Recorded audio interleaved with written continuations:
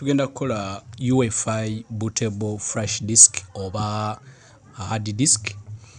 Nga mu tutorial eno nze ngenda kukozesa hard disk eya GB 8 eya laptop ngitaddeko nga external. Nkozesa flash disks newankubadde nga sigirinaawo, naye kyenjagala otegeere nti flash disks ezisinga ennaku zino katale ziri fake, naye bw'oba osobodde okufuna eri genuine tewali buzibu, osobola ogenda maaso n'ogoberera process y'emu gye ngenda okukozesa okulaba nga nkola UEFI bootable. So bw'oba osobodde okufuna flash disk eri genuine tewali buzibu, genda maaso ogikozese osobola okukola bootable. Tugenda kuba tukozesa software eyitibwa Rufus. Ono software osobola okumudownloading okuva ku website yange Kaneo Technologies Africa. Osobola ogenda no downloading software yon. So tugenda kuba tukola UEFI. Mpozi ekirala kyenjagadde nkooneko katono nnyo nga sinatandika, igwe kwe kutegeera UEFI kyekiki ne legacy kyeki. UEFI ne legacy zino interface za BIOS eziyambako kompyuta yo okutandika nga tennaba kugenda ku Windows, for example for abakozesa PC. UEFI ye enkola empya kati eri ku kompyuta empya, kika kya BIOS ekipya. Kino nno kiba kyangu nnyo, like it offers fast boot times, ate ina advanced security nga bolaba nti secure boot. Era supporting storage drives zina storage enene, ekyo nno njagala mukyetegereze mwe n'abakozesa kompyuta. Ate legacy esangibwa mu kompyuta enkadde-kaddeko. Nja kukolayo video okunyonnyola ebirungi ebiri ku UEFI n'ebiri ku legacy. Bukimanyi nti UEFI ekozesa partition type eziyitibwa GPT, ate legacy ekozesa partition type eyitibwa MBR. N'ekyo si kyatuleese, tugenda kulaba butya bw'okola mu bootable. Software ono so downloading okuva ku website Kaneo Technologies Africa downloading. So katandike software waffe straight away. So software watandika ka interface kafana bwe kati. No version 4.2 ne version empya eriko eri 4.131 something. Ne byonna gye biri ku website osobola ogenda no downloading version. Ne version empya nnungiko olw'ensonga ze ngenda okulaga. Ndakozesa image eno ya Windows owa Windows 10 eyasemba okufulumizibwa Microsoft. Era osobola okumujja ku website ya Kaneo Technologies, osobola no downloading ISO file eno. So Rufus waffe bw'abikkula interface efaanana bw'eti. Nze mbagambye ngenda kukozesa hard disk. Ndowooza olaba wano bw'okebera olaba wano ku devices tewaliiwo, olw'ensonga singa obadde ogenda kukozesa flash zonna zijja kuba listed wano automatically. Naye bw'obeera nga onakozesa disk olina kusooka kujja notikinga ka checkbox kano. Era bw'okatikinga ndowooza olaba disk yange kati erabise. Ekyo njagala mukitegeere. Rufus baamukola nga ye by default akola UEFI bootable devices. Okay, nti akola bootable device esobola okuloadinga Windows agenda ku machine empya. Kankyogere bwe ntyo. So osobola okujja wano, bino byonna tokyusaako, okujjako kyolina okukola wano ojja no selectinga image yo, ekubuuza image ye eri luddawa. So image yange eri ku desktop, era ndowooza olaba nzija ku desktop Windows 10 latest nengi selectinga.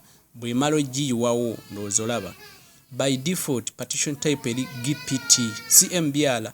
Naye bwe oyagala kukola MBR era selectinga bu selectings yo ekyusa bukyusa ki settings. Naye bw'oba ogenda kukola UEFI ng'ogenda kukola operating system agenda ku Windows ompya, kyusa otegeke ku GPT, naye already kiba selected automatically. Kyenjagala wekanye ekirala wano kibayita file system type. Kati gwe alina flash nga tosobola kukyusa n'ogiteeka mu NTFS ng'ogigambye nti no start, oli ku buzibu kubanga ogenda kwesiŋŋaana nti flash tesobola kuloadinga Windows. Kyova olaba osobola okugula disk ne kuyambako. Naye flash ezisinga eziri genuine osobola ogikyusa n'ogijja mu FAT32 n'ogiteeka mu NTFS. Ebisigadde tolina kye weetaaga kujjako okukkiriza nti egenda ku formattinga disk eyo eteekeko Windows omupya. era bw'omala ogamba bugambi nti no start. Kati kino kyenjagala okulaga ku Rufus version empya. Rufus version empya ekuwa opportunity okuselectinga username oba account name ya PC eyo gy'ogenda okuyiwa Windows ejjenge ewedde. So tugeze bwengamba nti Canel PC waliwo Windows bwe naamala okumuinstalinga ku machine era ajja kujja ngeno ye username. Waliwo options ezibeera mu Windows ng'oli mu kuinstalinga okugeza nga okusettinga essaawa biki okudisablinga data collection wewe bagamba nti check this buno bonna obudisablinga wano ng'oli mukola bootable nti bw'otuuka okuinstalinga ebyo byonna biba skipped noyangu nekikwanguyiza ku time yaki ku time y'okuinstalinga Windows. So bwengamba okay nja kiwamu obudde era ejja kuŋŋamba nti all data ali ku disk eyo agenda kuyiibwa kino era ejja kikola ne ku flash disk ng'ogamba nti no okay egamba or even visible should you wish to proceed you are responsible for any data okay ng'ogamba okay byonna tebirina buzibu.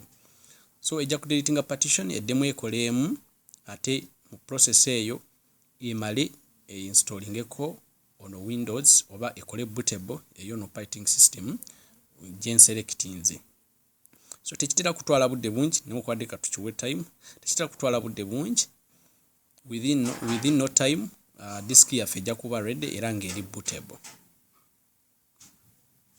Jukira tukola UEFI bw'oba olina obuzibu ne machine empya nga tezikiriza kuziteekako Windows oyinza okuba nga kyokola kituufu naye kyenjagala wekkaanye oyinza okuba okikola mu bukyamu oba ng'okozesa software atakijjaayo bulungi. Tulina software omulala gwe tugenda okugezesa bamuyita Ventoy era naye tugenda mulaba engeri gye tukola mu UEFI naye bw'oba oyagala okukola bootable ng'etandikirawo kyenkusaba noonya Rufus mu downloading wabwereere ne ku website ya Canel Technologies gyali genda mu downloading latest version ogiteeke ku PC yo akasente olina image olina operating system okole bootable. Eyo bootable ku machine empya tejja kubuuza kintu kyonna egenda bugenzi goluteekako wani nti boot from my flash disk boot from my disk etandika butandisi ne weesiŋŋana nga ekintu okikoze mu bwangu ate nga kiri professional. Bwe tumala okukola UEFI ngenda balaga engeri gye tusobola okukola legacy nyangu nnyo nti zo tezirina misoso. Yes weesiŋŋana nga bw'oba oyagala okukola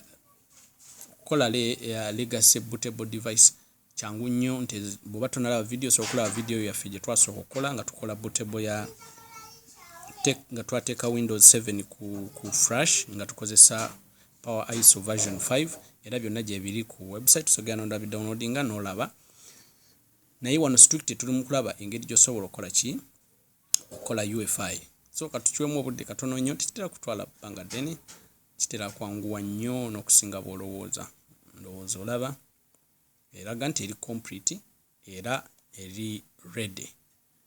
So wano nze sina kye neetaaga okujja ku closing obuclosinzi wano disk yange efuuse Windows katugi maximize nga wano tulabe bwe neetegereza ku disk yange bagiraba disk yange yonna efuuse Windows bootable disk. So bwe tutyo bwe tukolamu UEFI bootable device nga tukozesa Rufus version empya.